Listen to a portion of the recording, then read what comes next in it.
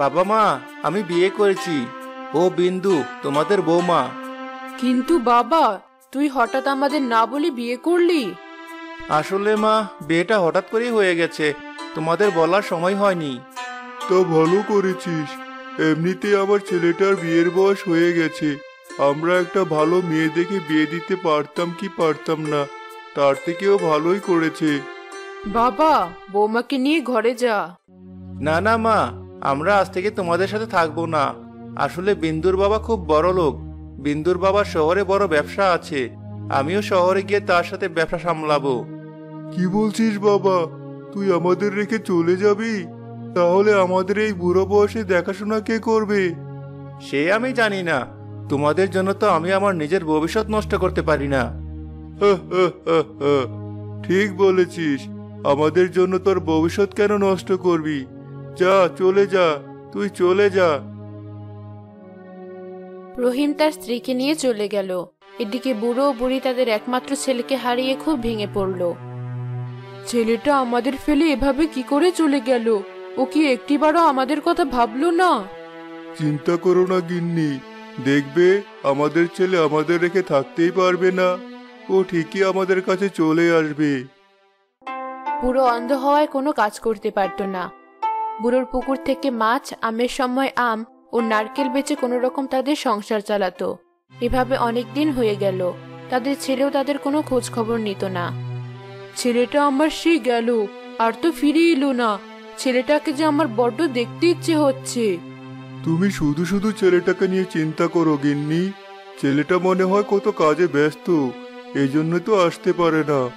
পোড়া কপাল আমার, একটা মাত্র ছেলে, সেও আমাদের ছেড়ে আজ কত দূরে। বুড়ি ছেলের চিন্তায় চিন্তায় একদিন হঠাৎ করেই মারা গেল। বুড়ো একেবারে একা হয়ে গেল। বুড়োকে অন্ধ ও একা পেয়ে গ্রামের কিছু মানুষ তাকে খুব বিরক্ত করতে লাগলো।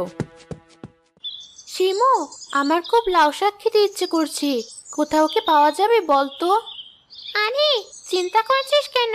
লাউ শাক আছে তো। ওই যে অন্ধবুড়ো আছে না, ওই অন্ধবুড়োর বাড়িতে বড় লাউয়ের বান আছে।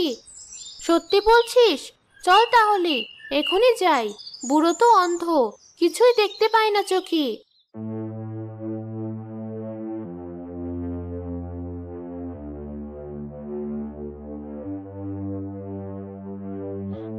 এই কে রে? কে আবার লাউয়ের বনে? তোরা সবাই কি আমাকে পাগল পেয়েছিস? যখন ইচ্ছা আমার বাড়িতে এসে জিনিস চুরি করিস। শিমু, বুড়ো টের পেয়ে গেছে। চল এবার পালা, না হয় সবাইকে ডেকে এক জায়গায় করবি। হ্যাঁ চল। না, এরা আমাকে ঠিক মতো মনে হয় এ বাড়িতে থাকতে দেবে না। কি ভেবেছে এরা আমাকে কে জানে।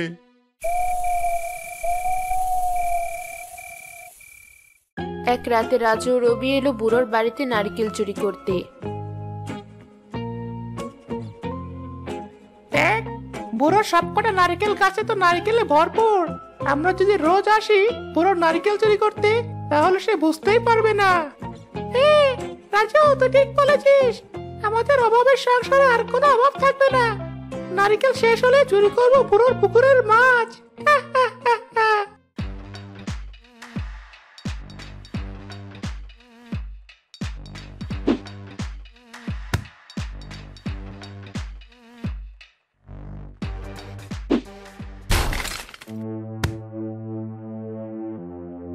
নিশ্চয় আজ আবার কেউ আমার গাছে নারকেল পাড়তে এসেছে।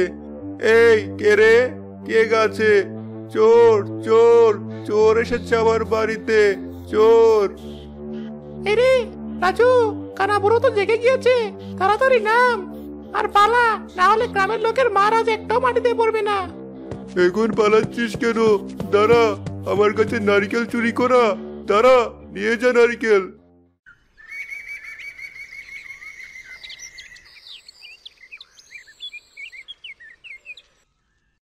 পরের দিন অন্ধবুড়ো তার এক প্রতিবেশীর কাছে গেল। হিরণ, বাড়িতে আছিস বাবা? হ্যাঁ আছি তো, কি হলো? আজ আবার নারকেল পেড়ে দিতে হবে নাকি? হ্যাঁ বাবা, নারকেলগুলো না পারলে চোরেরা যে সব চুরি করে নিয়ে যাচ্ছে। তুই তো জানিস এসব বেচে আমার সংসার চলে। হ্যাঁ তা তো জানি, তবে আমার কিন্তু এবার একটা নারকেলে হবে না, প্রতি গাছের জন্য দুটো করে নারকেল চাই। বেশ বেশ, তাই নিবি। চল তাহলে আমার সাথে।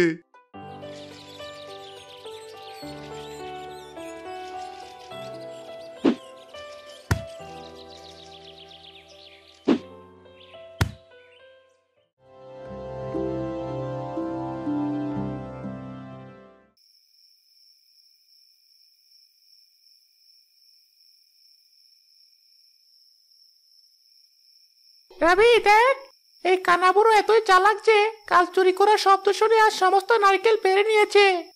নারকেল পেরেছে তো কি হয়েছে, এখনো তো পুকুরের মাছ আছে, আজ পুকুরে মাছ মারবো। এমনিতেও মাছের অনেক দাম।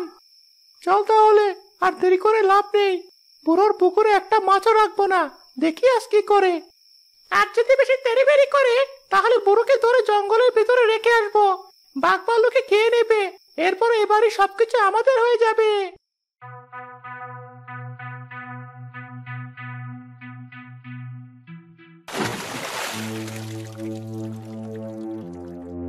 মনে হচ্ছে কেউ আবার পুকুরে জাল ফেলছে।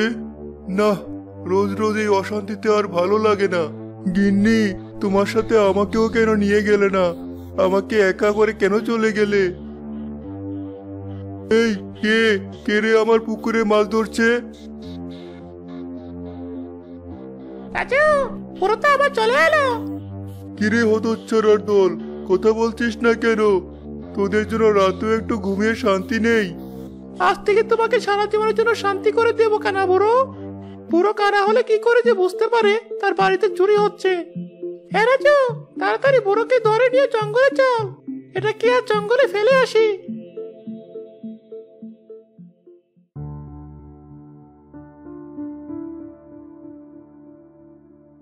এই ছাড় ছাড় বলছি, আমাকে ছেড়ে দে বলছি। তোর আমাকে ধরে কোথায় নিয়ে যাচ্ছিস? কানা বুড়ো, তোকে জঙ্গলে ফেলতে নিয়ে যাচ্ছি। তোকে ফেলে দিয়ে আজ থেকে তোর বাড়ির সবকিছু আমরা শান্তিমতো চুরি করব। না না, তোরা আমাকে ফেলিস না। আমাকে যে বাঘ ভাল্লুকে খেয়ে নেবে। তোদের আমি আর কিছু বলবো না, তোরা যত খুশি চুরি করিস। রাজু, আমরা জঙ্গলে চলে এসেছি। অন্ধ বুড়োকে এখানেই ফেল। সকালে এসে বুড়োর হাড় ছাড়া আর কিছুই পাবো না।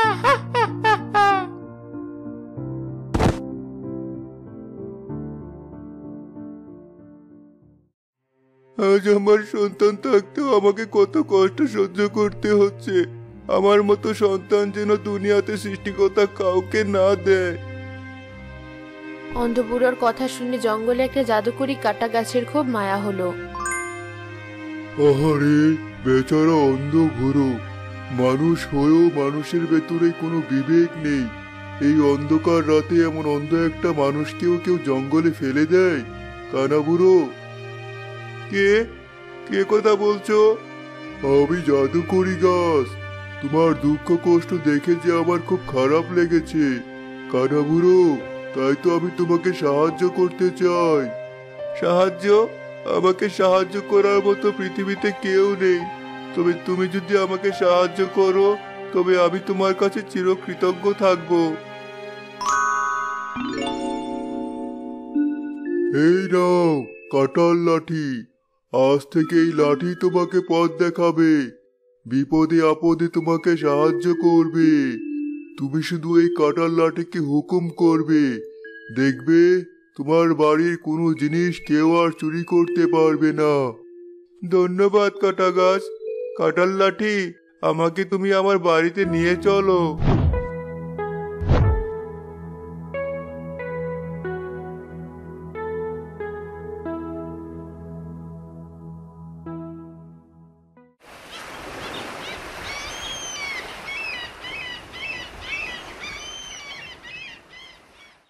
শিমু, সেদিন তো বুড়োর গাছে লাউ শাক খেলাম।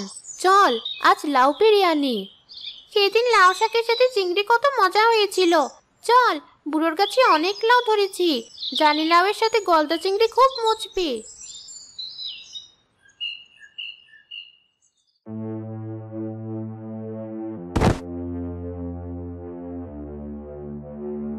কোমরটা আমার ভেঙে গেল।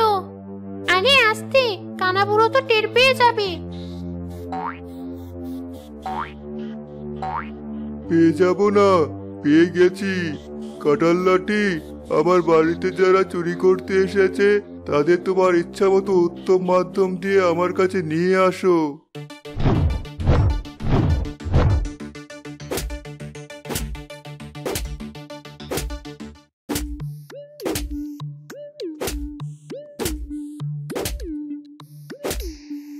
ওরে বাবা, মরে গেলাম। সারা গায়ে কাটা ফুটেছে, শেষ হয়ে গেলাম। কানা দাদু, দয়া করে তোমার এই কাঁঠাল লাঠিকে থামতে বলো। সারা শরীরে কাটা ফুটেছে, শরীরটা ব্যথা হয়ে গেল। আর আসবি আমার বাড়িতে চুরি করতে? না না, আমরা আর কখনো তোমার বাড়ির চারপাশেও আসবো না। দয়া করে থামতে বলো এবার। লাঠি, এবার থামো, ওদের উচিত শিক্ষা হয়েছে।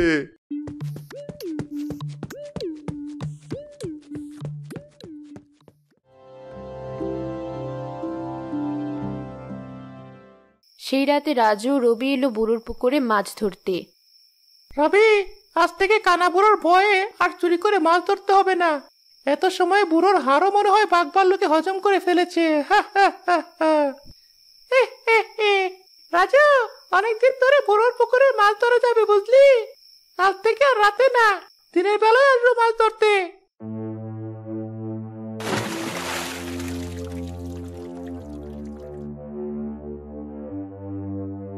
আজ আবার নিশ্চয়ই পাজি দুটো মাছ ধরছে। কাল তোরা আমাকে জঙ্গলে রেখে এসেছিলি, আজ তোদের এমন শিক্ষা দেব যেন কোনো মানুষের সাথে অন্যায় না করিস। লাঠি, পুকুরে চোর নেমেছে, চোর দুটোকে উচিত শিক্ষা দিয়ে আমার কাছে নিয়ে আসো।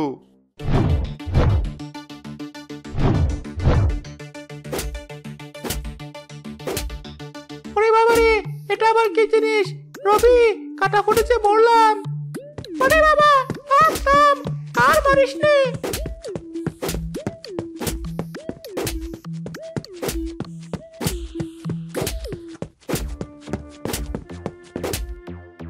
কানা দাদু, তুমি বেঁচে আছো?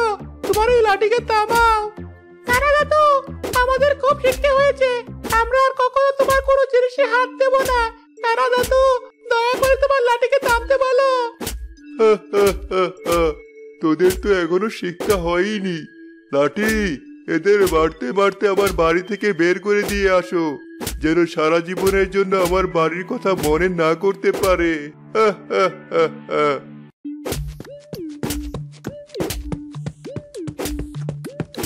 এরপর থেকে কেউ আর কখনোই কানাবুড়োর বাড়ির কাছে আসেনি।